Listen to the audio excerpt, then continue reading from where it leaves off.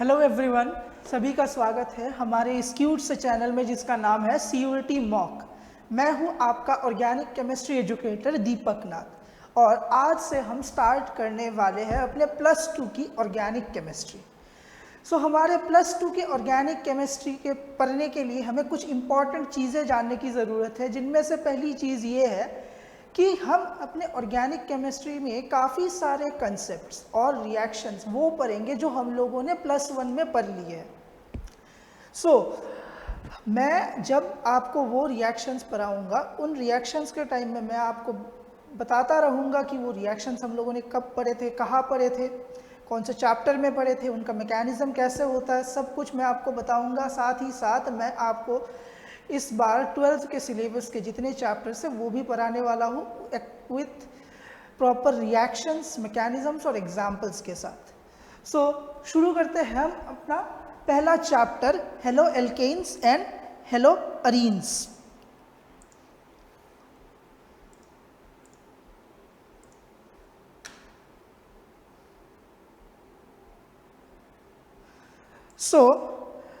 हम अपने जो फर्स्ट चैप्टर है halo alkanes and hello arenes, उसे पढ़ने के लिए सबसे पहली चीज़ जो हमें जानने की ज़रूरत है वो है कि what are haloalkanes and what are haloarenes. बच्चों, बेसिकली अगर हम लोग कहें कि हमारे पास एक एल्कीन है, एक एल्केन है और उस एल्केन में से हम लोगों ने क्या किया है, उसमें ऐड किया है हम लोगों ने एक X, और यहाँ पर X का मीनिंग होता है fluorine, chlorine, bromine and iodine. मतलब हम लोगों ने एल्केन में ऐड कर दिया एक X, मतलब एक हेलोजन। हम लोगों को जो प्रोडक्ट मिलेगा हम लोग उसको बोलेंगे एल्काइल हैलाइड, या फिर उस कंपाउंड को बोलेंगे हम लोग हेलो एल्केन। ठीक है बच्चों। और सेम चीज अगर हम लोग करें अरीन्स के साथ, जो कंपाउंड हमें मिलेगा उस कंपाउंड को हम लोग बोलेंगे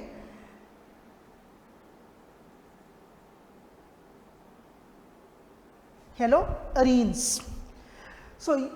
हेलो एल्केन्स और हेलो एरीन्स को आइडेंटिफाई करने का one of the most easiest जो वे है वो है कि हम लोगों को हेलोजन ढूंढना चाहिए।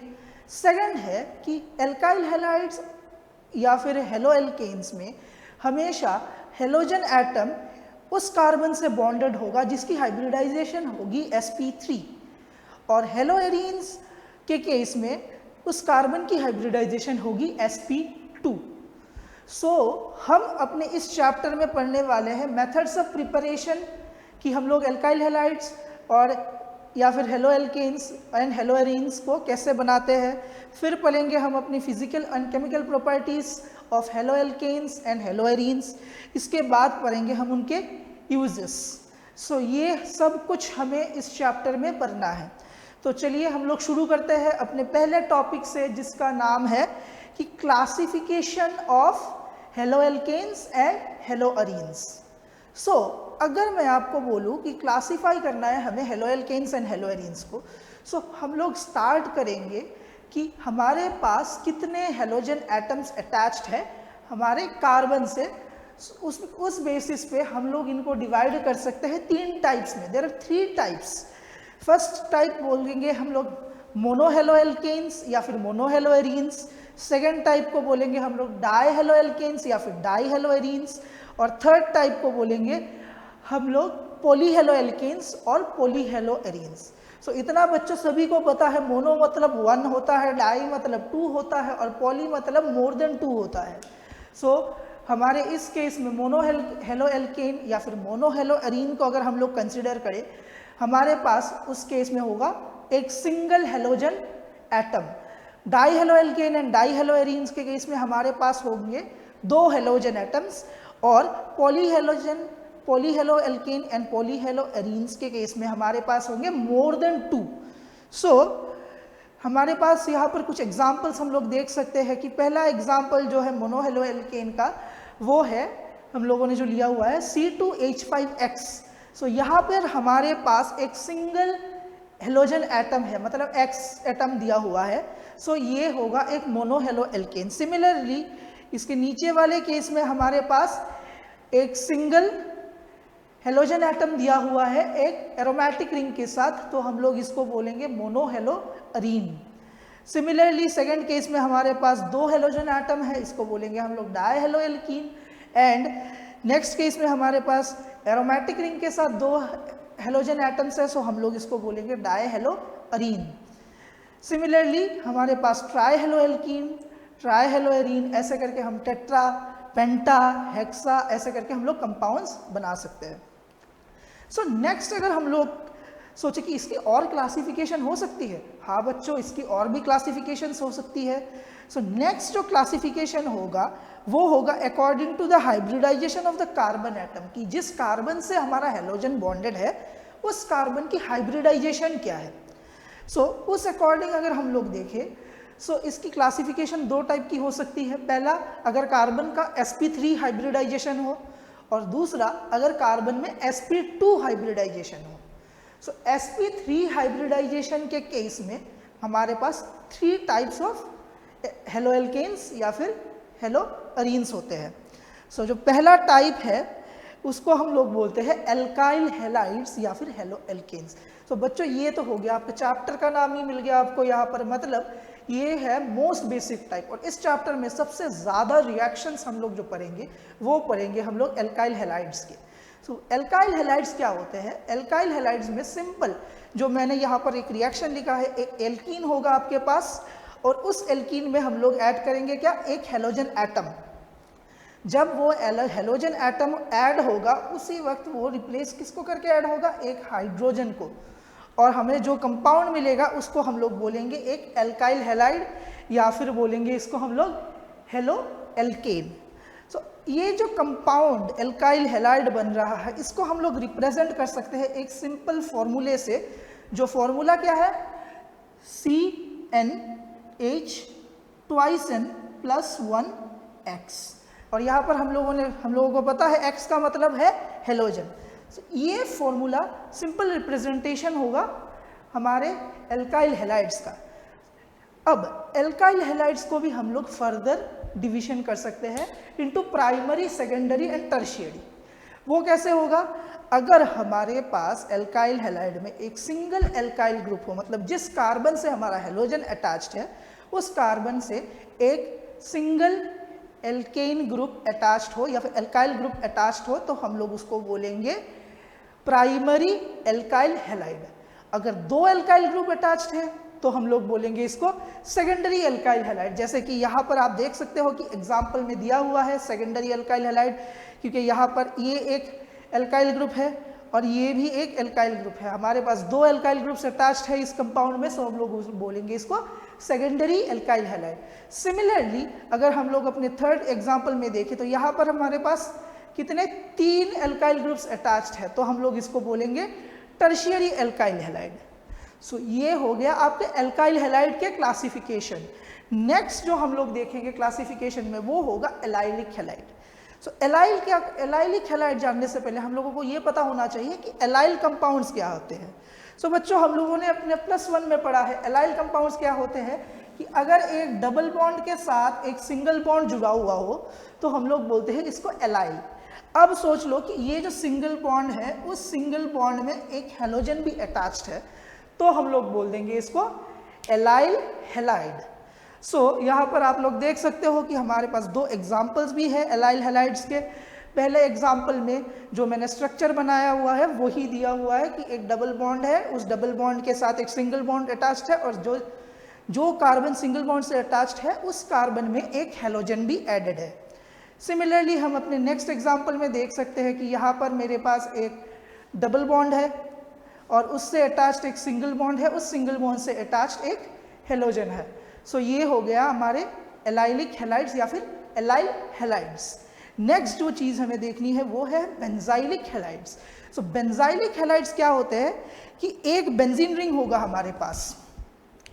सो लेट अस कंसीडर कि हमारे पास एक बेंजीन रिंग है और उस बेंजीन रिंग से क्या हो रहा है कि एक सिंगल बॉन्डेड एल्काइल ग्रुप है और उस एल्काइल ग्रुप में हमारे पास एक हेलोजन है।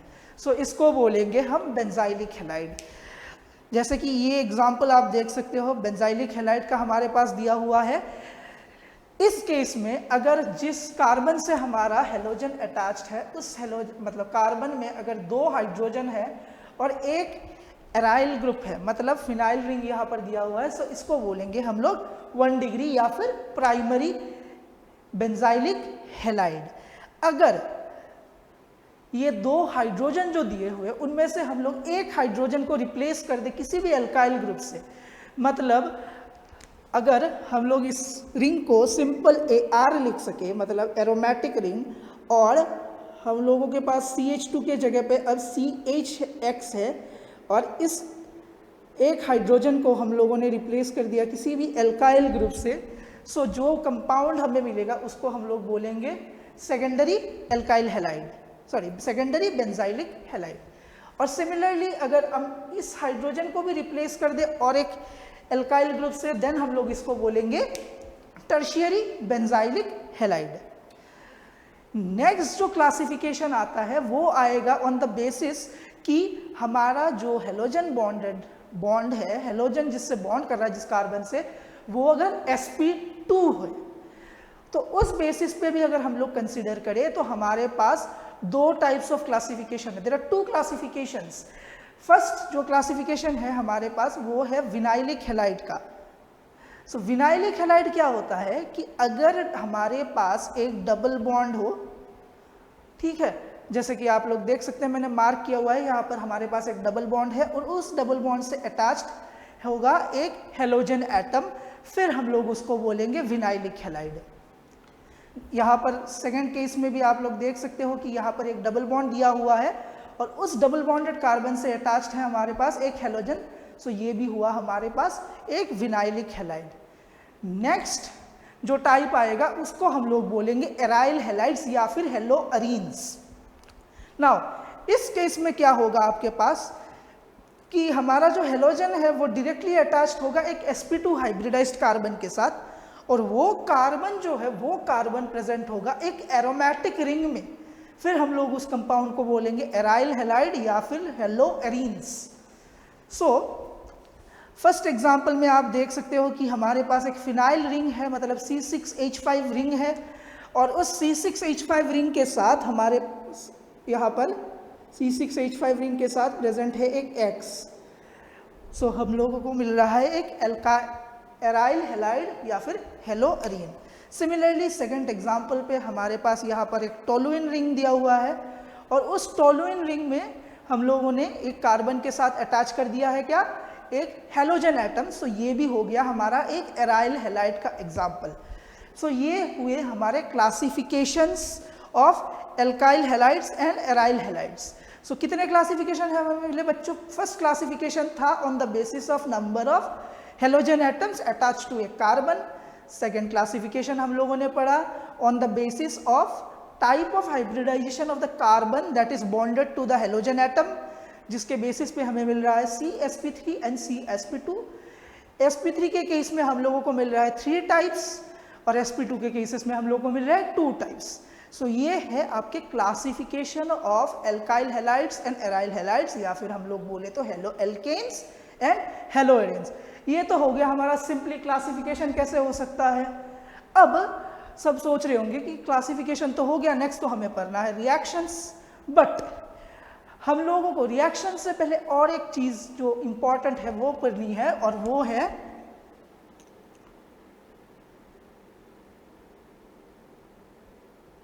नोमेनक्लेचर। सो बहुत लोग ये बोल सकते हैं कि नोमेनक्लेचर ऑफ ऑर्गेनिक कंपाउंड्स तो हम लोगों ने अपने +1 में सीख लिया है, तो हमें फिर से क्यों पढ़ना है। सो मैं आपको बता दूं कि बच्चे एक गलती कर लेते हैं एग्जाम्स में, कि जब हम लोग एग्जाम्स में रिएक्शन सॉल्व करते हैं, मैकेनिज्म सॉल्व करते हैं, हम लोग क्या करते हैं, हम लोगों को रिएक्टेंट और प्रोडक्ट दिया जाता है, या फिर हम लोग रिएक्टेंट दिया जाता है, प्रोडक्ट निकालते हैं। उस केस में हम लोग मैक्सिमम टाइम्स क्या करते हैं, हम लोग रिएक्टेंट्स एंड प्रोडक्ट्स के नाम नहीं लिखते, जिस कारण क्या होता है हमारे एग्जाम्स में मार्क्स थोड़े कम आते हैं, क्योंकि ऑर्गेनिक रिएक्शंस में आपको रिएक्टेंट एंड प्रोडक्ट के नोमेनक्लेचर या फिर नेम्स लिखना बहुत इंपॉर्टेंट होता है। सो इस चैप्टर में मैं भी अब आपको कराने वाला हूँ नोमेनक्लेचर। हम थोड़ा सा सिंपली जितना हो सके रिकॉल करेंगे हम लोगों ने अपने +1 में नोमेनक्लेचर के बारे में क्या क्या सीखा है। सो जो फर्स्ट चीज़ हम लोगों ने सीखी थी कि ऑर्गेनिक में 2 टाइप के नोमेनक्लेचर होते हैं बच्चों। फर्स्ट टाइप के नोमेनक्लेचर को हम लोग बोलते हैं कॉमन नेम्स, एंड सेकेंड जो टाइप होता है वो होता है IUPAC नोमेनक्लेचर, मतलब international union of pure and applied chemistry के रूल्स के अकॉर्डिंग जो नाम हम लोग कंपाउंड्स को देते हैं वो। सो हमें बेसिकली दोनों टाइप ऑफ नोमेनक्लेचर आने चाहिए एग्जाम में, चाहे आप कोई भी लिख लो रिएक्शन में। बट एक चीज़ आपको मैं बता दूं कि एग्जाम में IUPAC नेमिंग आता है। ऑर्गेनिक में आपके रिएक्शन वाले चैप्टर्स जितने भी हैं उनमें से किसी ना किसी चैप्टर से एक आध क्वेश्चन तो आएगा ही आएगा IUPAC नोमेनक्लेचर के ऊपर। सो अभी हम लोग देखेंगे कि हमें नोमेनक्लेचर कैसे करना है। तो फर्स्ट हम लोग देखते हैं कि कॉमन नेम्स कैसे होते हैं। सो कॉमन नेम्स का एक सिंपल फंडा है बच्चों कि हम लोगों को बस आइडेंटिफाई करना है कि हमारे पास कंपाउंड में एल्काइल ग्रुप कौन सा दिया गया है। जो भी एल्काइल ग्रुप दिया गया है उस एल्काइल ग्रुप का हम लोग नाम लिख लेंगे, ठीक है, और उसके साथ हम लोग ऐड करेंगे क्या, हमारे हैलाइड ग्रुप का नाम। अगर हमारे पास क्लोरीन दिया हो तो हम लोग लिखेंगे क्लोराइड, अगर ब्रोमीन दिया गया है तो हम लोग लिखेंगे ब्रोमाइड। सिंपल रूल है कि हमारा नाम in the form of alkyl halide आएगा। सो यहाँ पर आप लोग देख सकते हैं आपके स्क्रीन पे कि हम लोगों ने कई एग्जाम्पल्स शेयर किए हुए हैं। सो जो फर्स्ट एग्जाम्पल दिया गया है आपको वो है CH3CH2CH2Br। तो यहाँ पर हम लोगों को दिख रहा है कि हमारे पास 3 कार्बन एटम्स है, मतलब ये 3 एल्काइल चेन है जिसे हम लोग बोलते हैं प्रोपाइल। सो हम लोग फर्स्ट लिखेंगे प्रोपाइल, और हमारे पास हेलोजन कौन सा है, ब्रोमीन। सो हम लोग लिख रहे हैं हैलाइड फॉर्म में, सो ब्रोमीन बन जाएगा ब्रोमाइड। सो इस कंपाउंड का नाम हमारे पास क्या आ रहा है, प्रोपाइल ब्रोमाइड। और यहाँ पर ये जो कंपाउंड है ये कंपाउंड है मेरा एक सिंगल चेन में। सो हम लोग ऐड करते हैं उस केस में सामने N। सो ये कंपाउंड बन गया मेरा N propyl bromide.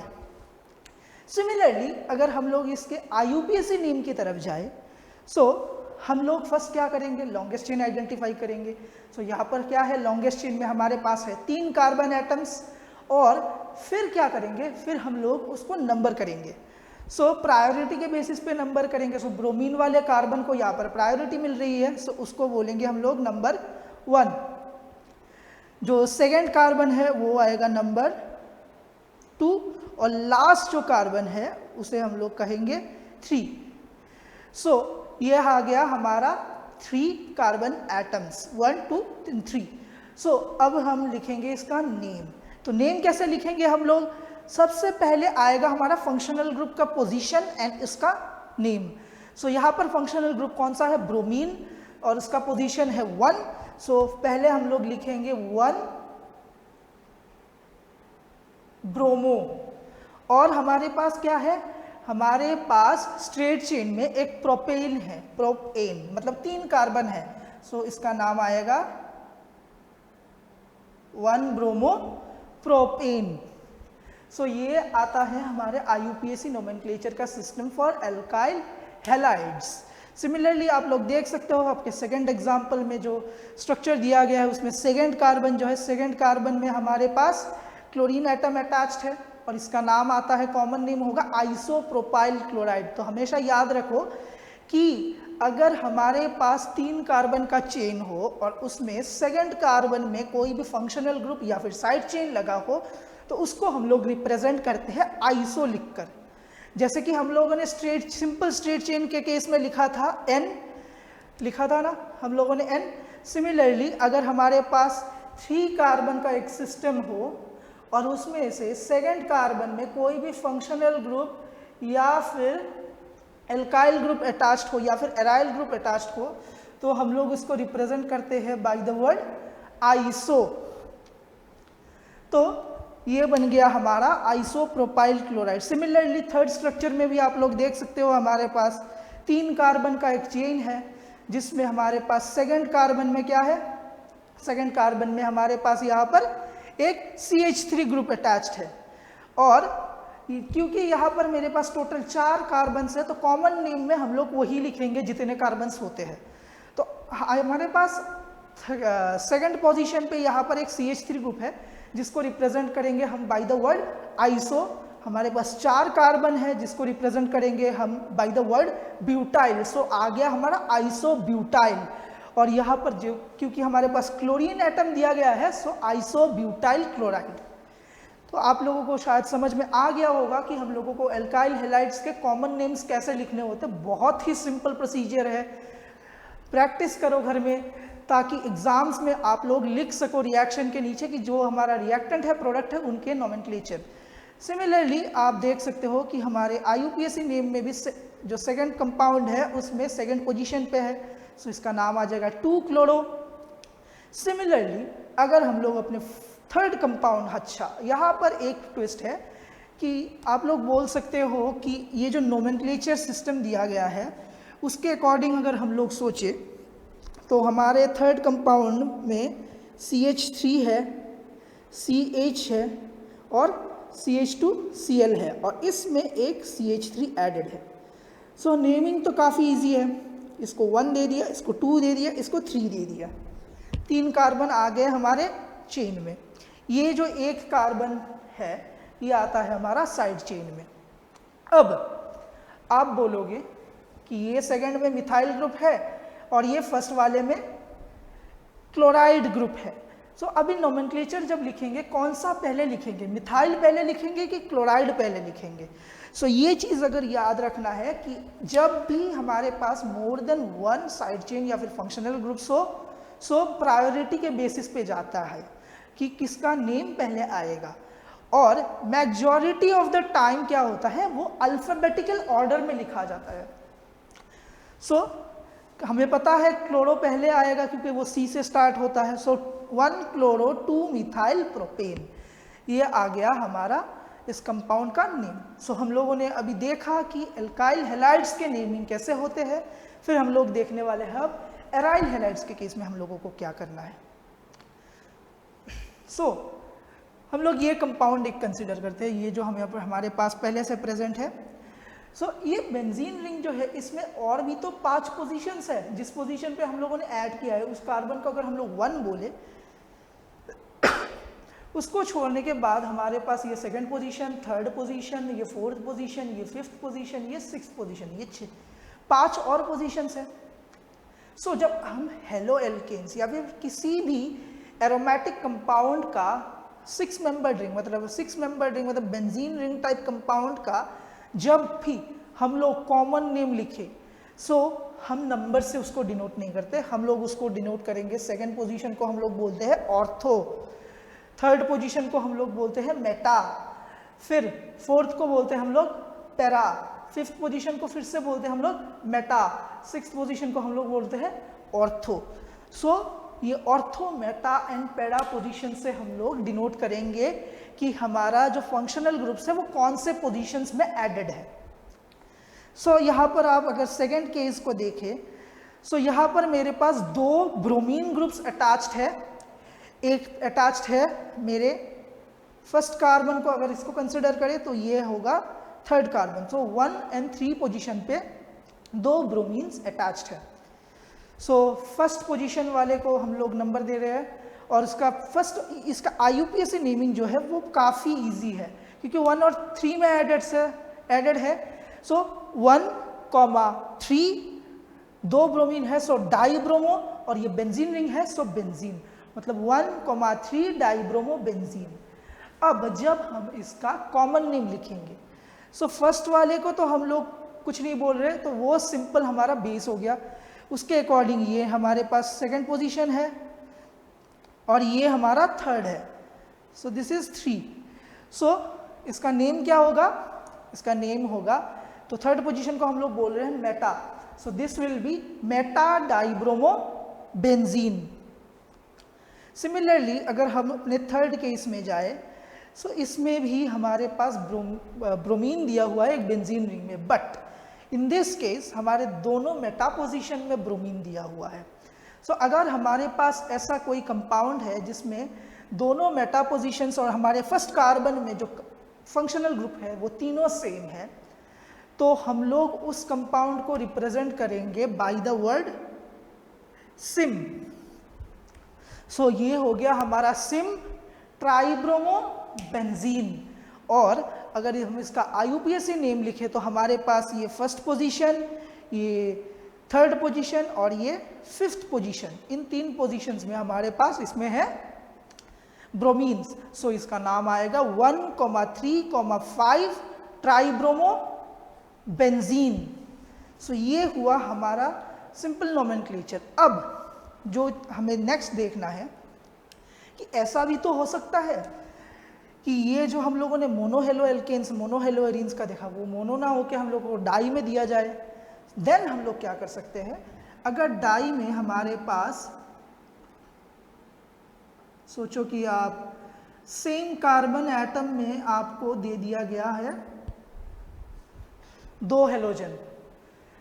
If there are 2 halogen atoms at the same carbon, then this compound is known as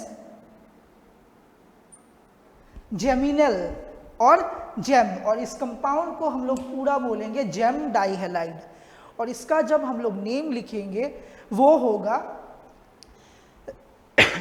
एल्काइलिडीन halide. मतलब ये अगर हमारे पास 2 कार्बन का चेन है, सो हम लोग इसको बोलेंगे इथाइलिडीन क्लोराइड। और IUPAC नेम तो काफ़ी इजी है, अब तक आप लोगों को हैबिट भी हो गया होगा।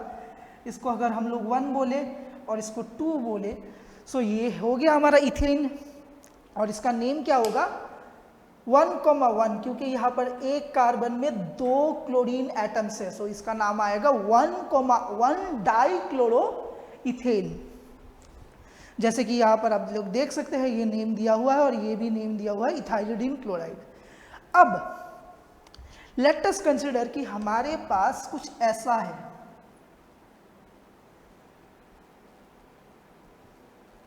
और यहाँ पर इन दोनों कार्बन्स में, 2 एडजेसेंट कार्बन्स में हमारे पास हेलोजन्स है। देन हम लोग उसको बोलेंगे विसिनल डाइहेलाइड और विस डाइहेलाइड। और इस केस में हम लोग नेम जब लिखेंगे वो लिखेंगे ENE से, मतलब मिथाइल में तो वो हो नहीं सकता, अगर इथाइल में हो तो इथाइलिन, प्रोपाइल में है तो प्रोपाइलिन, ब्यूटाइल में हो तो ब्यूटाइलिन। सो जबकि यहाँ पर हम लोग देख सकते हैं हमारे पास एग्जाम्पल एक है जिसमें ये हो रहा है, किसमें, एक इथेन में। सो इसका नेम होगा इथाइलिन और हमारे पास 2 क्लोराइड है, सो इथाइलिन डाइक्लोराइड। सिमिलरली इसका IUPAC नेम होगा, क्योंकि हमारे पास यहाँ पर ये किसी भी कार्बन को हम लोग नंबर करते हैं तो ये 1 है, ये 2 है, सो हमारे पास 1,2 पोजीशन पे 2 हेलाइड ग्रुप है। सो 1,2 डाइहेलो इथेन। सो ये आता है हमारा nomenclature of halo alkanes and hello arenes. So ये जो नोमेनक्लेचर सिस्टम है आप अच्छे से प्रैक्टिस करो, आप अपने बुक्स लो, बुक्स में काफ़ी सारे एग्जाम्पल्स दिए गए हैं, आप ठीक से प्रैक्टिस करो ताकि एग्जाम्स में आपको नोमेनक्लेचर के ऊपर कोई डिफिकल्टी ना आए, आप इजीली नेम्स लिख सको। सो नेक्स्ट हम देखने वाले हैं कुछ स्पेशल एग्जाम्पल्स जो कंपाउंड्स हम लोग काफ़ी ज़्यादा यूज़ करेंगे अपने चैप्टर्स में या फिर आने वाले चैप्टर्स में, और उनके काफ़ी इंपॉर्टेंस भी आएंगे, इनकी इंपॉर्टेंस भी हम लोग पढ़ेंगे। और कुछ कंपाउंड्स यहाँ पर ऐसे भी है जो बहुत ही इंपॉर्टेंट रिएक्शंस में रोल प्ले करते हैं, जैसे कि डिटेक्शन करवाते हैं कि हमारे पास कौन सा फंक्शनल ग्रुप है। और इनमें से एक आध कंपाउंड काफ़ी इंपॉर्टेंट है क्योंकि वो कंपाउंड्स आप लोग अपने प्रैक्टिकल्स में भी यूज़ करोगे। तो हमारे पास जो फर्स्ट कंपाउंड यहाँ पर है वो है CHCl3, जो कि है एक polyhalo alkane. So this polyhalo alkane is important, क्यों? क्योंकि हम लोगों ने पढ़ा है chloroform can be an anaesthetic, और बच्चों सभी ने सब टीवी देखता है, सबको पता है क्लोरोफॉर्म किस काम के लिए यूज़ होता है। क्लोरोफॉर्म से किसी भी इंसान को हम लोग बेहोश कर सकते हैं, वो करना नहीं है आपको। बट क्लोरोफॉर्म क्या करता है? Chloroform is an anaesthetic and chloroform का यूज होता है एक स्पेशल रिएक्शन में जिसको नाम होता है हेलोफॉर्म रिएक्शन। सो हेलोफॉर्म रिएक्शन में हम लोग क्लोरोफॉर्म यूज कर सकते हैं। नेक्स्ट हमारे पास जो कंपाउंड है वो है CHBr3। ये भी एक पॉलीहेलो कंपाउंड है और इसका भी हम लोग काफ़ी ज़्यादा एप्लीकेशंस करते हैं अपने रिएक्शंस में। नेक्स्ट सिमिलरली हमारे पास एक है CHI3 जिसको हम लोग बोलते हैं आयोडोफॉर्म, और इसका सबसे इंपॉर्टेंट यूज है बच्चों इस रिएक्शन में जिसको जो हम लोग पढ़ेंगे लगभग अपने सारे चैप्टर्स में, वो है आयोडोफॉर्म टेस्ट या फिर आयोडोफॉर्म रिएक्शन। क्योंकि ये जो रिएक्शन है ना बच्चों वो डिटेक्ट कर सकता है कि हमारे पास टर्मिनल मतलब एंड पोजीशन पे किसी भी रिएक्शन में किसी भी कंपाउंड में एंड पोजीशन में हमारे पास CH3 है कि नहीं है, मतलब मिथाइल ग्रुप प्रेजेंट है किसी कंपाउंड में या नहीं है, वो डिटेक्ट करते हैं हम किससे? आयोडोफॉर्म टेस्ट से। सो ये तो रहा हमारे 3 बेसिक इधर कंपाउंड्स। नेक्स्ट जो कंपाउंड आ रहा है इसको बोलते हैं हम कार्बन टेट्राक्लोराइड या फिर हम लोग इसको बोलते हैं टेट्राक्लोरोमीथेन। सो ये वो कंपाउंड है मतलब CCl4, ये एक कंपाउंड है जिसको आप लोग आपके ऑर्गेनिक डिटेक्शंस में यूज़ करोगे। ये प्रैक्टिकल केमिस्ट्री में काफ़ी ज़्यादा यूज़ होता है और ये कंपाउंड काफ़ी ज़्यादा फ्यूम्स भी प्रोड्यूस करता है बच्चों। और नेक्स्ट हम लोग जो कंपाउंड देखने वाले हैं इसका भी हम लोग काफ़ी ज़्यादा यूज़ करेंगे अपने आने वाले रिएक्शंस में, केमिकल प्रॉपर्टीज़ जब हम लोग पढ़ेंगे उसमें। सो वो कंपाउंड क्या है? Tertiary butyl bromide. तो हम लोग टर्शियरी ब्यूटाइल ब्रोमाइड के जगह पे क्लोराइड भी यूज़ कर सकते हैं, आयोडाइड भी यूज़ कर सकते हैं, लेकिन हम लोग करेंगे ज़रूर। सो टर्शियरी ब्यूटाइल ब्रोमाइड, अब यहाँ पर 4 ग्रुप है इसलिए ब्यूटाइल है, और अगर किसी भी कंपाउंड में ये अरेंजमेंट हो, याद रखना बच्चों किसी भी कंपाउंड में अगर ये अरेंजमेंट है तो हम लोग इसको बोलते हैं टर्शियरी ग्रुप, ठीक है। और यहाँ पर अगर नोमेनक्लेचर की बात करें तो ये 1 है हमारे पास, ये हमारा 2nd कार्बन है और ये हमारे पास 3rd कार्बन है। सो हमारे पास ये क्या है? 3 कार्बन है एक चेन में, एक कार्बन है साइड चेन में। So this compound is known as 2 bromo, क्योंकि 2nd पोजीशन में ब्रोमो भी है मिथाइल भी है, बट अल्फाबेटिकली ब्रोमो पहले आएगा। सो 2 ब्रोमो 2 मिथाइल प्रोपेन। सिमिलरली हम अपने नेक्स्ट कंपाउंड की तरफ जाते हैं जिसमें हम लोग देख सकते हो कि एक बेंजीन रिंग है और उस बेंजीन रिंग में हमारे पास यहाँ पर क्या है? एक बेंजीन रिंग है। उस बेंजीन रिंग में यहाँ पर Cl है और ठीक Cl के नेक्स्ट पोजीशन में हमारे पास एक CH3 भी दिया हुआ है। सो हम लोगों को पता है कि ऐसे जो कंपाउंड्स होते हैं जिसमें बेंजीन में CH3 लगा हुआ उसको हम लोग बोलते हैं टोलुइन। और जबकि यहाँ पर हमारा क्या है बच्चों? अगर इसको हम लोग टोलुइन को अगर हम लोग प्रायोरिटी दे रहे हैं तो ये पोजीशन आ गया हमारा ऑर्थो, और ऑर्थो पोजीशन में क्लोरो लगा हुआ है। सो ये होगा ऑर्थो क्लोरोटोलुइन। तो इस कंपाउंड का नेम आ गया ऑर्थो क्लोरोटोलुइन। और इसका अगर हम लोग IUPAC नेम की तरफ जाए तो वो होगा 1-chloro-2 मिथाइल बेंजीन। बट मैं आप लोगों को एक बात बता देता हूँ और आप लोग ध्यान से याद रखिए, अपने नोट्स में आप स्टार मार के करके लिख के रखो कि अगर हमारे पास एरोमेटिक कंपाउंड्स हो, सो एरोमेटिक कंपाउंड्स में IUPAC नेम से ज़्यादा हम लोग किसको प्रेफर करते हैं बच्चों? उनके कॉमन नेम्स को प्रेफर करते हैं, क्योंकि इन कंपाउंड्स को हम लोग उनके कॉमन नेम से ज़्यादा जानते हैं, ठीक है। सो ये रहा हमारा बेसिक नोमेनक्लेचर का सिस्टम। सो मुझे लगता है कि आप अच्छे से प्रैक्टिस करोगे नोमेनक्लेचर का अपने घर में, और जो कुछ मैंने अभी तक आप लोगों को पढ़ाया है आप ज़रूर उसे नोट करो, जो कुछ मैंने पीपीटी में दिखाया है वो भी नोट करो, जो मैंने बोर्ड में लिखा है वो भी नोट करो, क्योंकि ये जो पॉइंट्स है आपके लिए काफ़ी ज़्यादा इम्पॉर्टेंट है। सो अब बारी आती है हमारे नेक्स्ट चीज़ की, जो होंगे आपके लिए 2 स्पेशल क्वेश्चंस जो मैं आपके लिए छोड़ने वाला हूँ।